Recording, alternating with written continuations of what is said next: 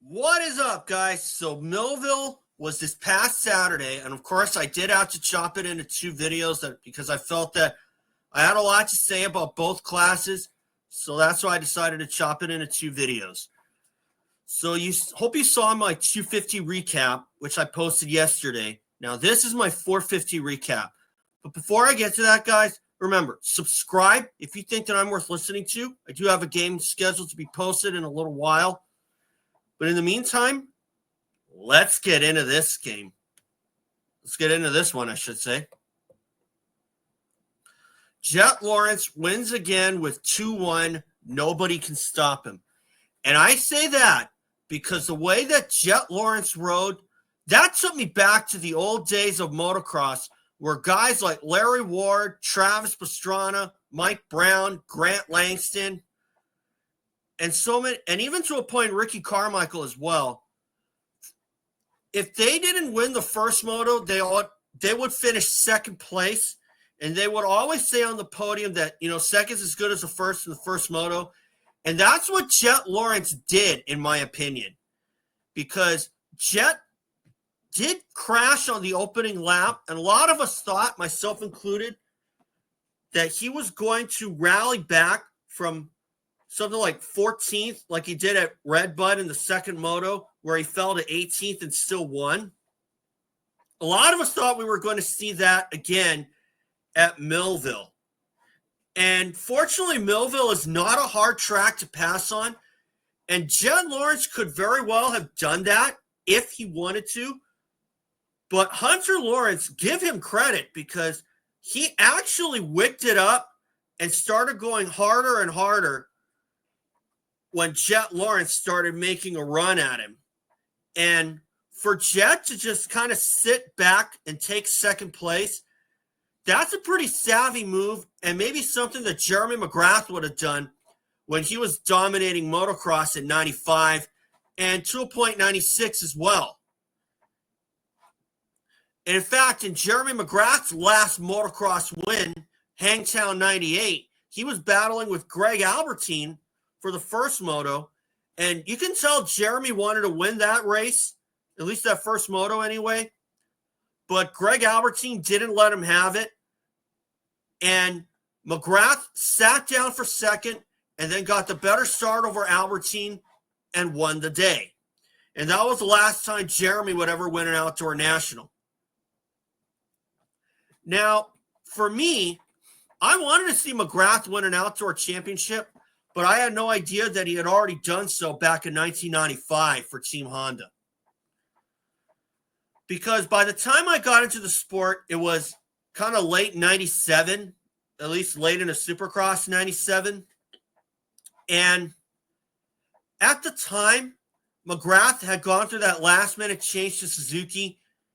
And then a couple of years later, when he's under Chaparral Yamaha, he starts signing Supercross-only deals. And by that time, it was clear to everyone else that Jeremy McGrath was a Supercross specialist. That's all he cared about. So something tells me that sooner or later, Jett Lawrence could very well become a Supercross specialist himself, or maybe Hunter Lawrence. I'm not sure. Are they going to put up the same kind of wins that McGrath did or the same kind of win numbers that he did? Maybe not right now, but Jett Lawrence seems to be on the path to that. But at the same time, he's kind of starting to remind me of a mix of McGrath when he was at Honda and when Carmichael was at Honda. Because Ricky was really dominant in motocross when he was at Honda. And the fact that they just kind of overlooked him, taking a pay cut and looking at signing James Stewart was definitely Honda shooting themselves in the foot. Because they didn't win another outdoor title until Jett Lawrence did in 2023. So basically, what Jett Lawrence did is tantamount to what some of the guys from the old days did, where they would finish second and say, a second is as good as the first in the first moto. I can remember Larry Ward saying exactly that when he won Red Bud in 2001 with the 2-2. Now, granted, Larry Ward, like I said, did not win any motos that day, but Jett Lawrence took a page out of his book, and maybe quite a few others too, who would go 2-1 for the overall. And Ricky Carmichael was no exception to this for sure. Because back in the day, when Carmichael would finish second, he would come back and stomp everybody in the second moto 9 times out of 10. And that's what Jett Lawrence did. In the second moto, he came back and stomped everyone, including his own brother, Hunter Lawrence. But still, that was a good ride for Jett. And at this point, with seven down, 4 to go, Jett's going to pull off another perfect season. He's going to do what Ricky Carmichael did in 2002 and 2004. Which wouldn't come as a surprise, especially considering that Eli Tomac is out there.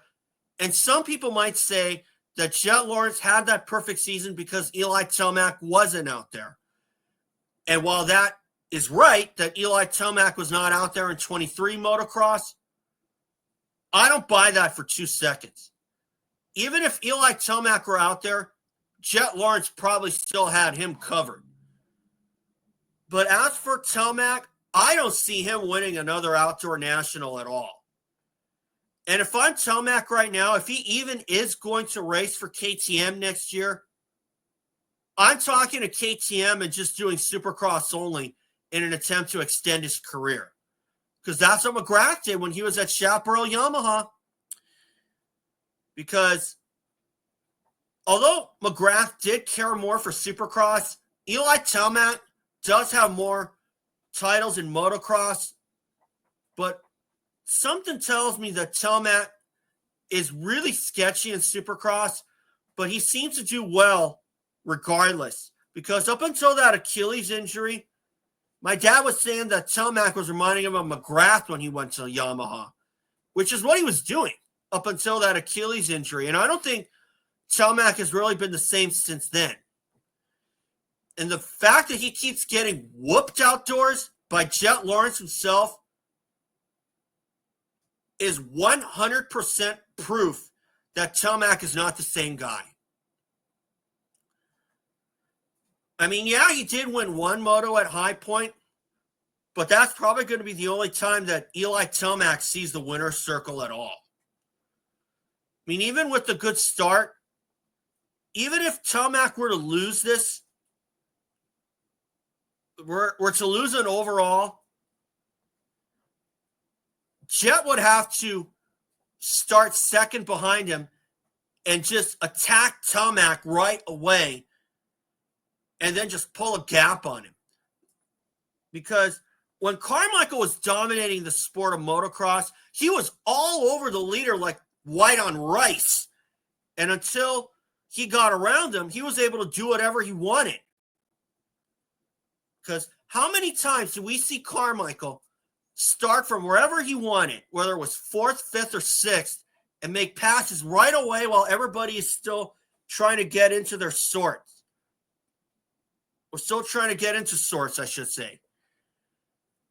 Carmichael was really good at attacking everyone, just like McGrath was in Supercross. Jett Lawrence is good at doing that so far in his tenure on the 450. Now, for Jett, if he's going to win it all he has to do is just keep getting good starts. If he has one of those falls, I don't see him still losing a moto unless it's the first moto, like what happened at Millville. So now we have Washougal coming up, and one guy who's not going to be out there for the 450 class, at least one notable, and a guy who had a really lousy day at Millville, Aaron Plessinger, had been riding through a fever. Now, this is something I meant to say last week at Redbud, but I kind of forgot. But still, Aaron Plessinger riding through a fever. That's one of the biggest no-nos in the entire sport of motocross. You don't ride through a fever and hope for the best, because the only thing you're going to do is run your body down. If you're working a 9-to-5 job and you have a cold, that can come back and bite you really quick because the boss is known to overwork people unless you got a really piece of crap boss, that's for sure. But some bosses, they can overwork their employees, and when it gets to be really bad, what can happen is that they can lose consciousness, or everything will catch up to them, and then they can't work anymore and they're immediately burned out. So for Aaron Plessinger to kind of step away momentarily, that's a good move, because it's only a matter of time before a tragedy happens and Aaron Plessinger happens to be that victim. So good on him. I believe we have a 2-week break coming up after Washougal. So Plessinger can use that time to recover. Is he going to get any training in? I would say no. Maybe take the 2 weeks off and maybe get some training and riding in during that second off week.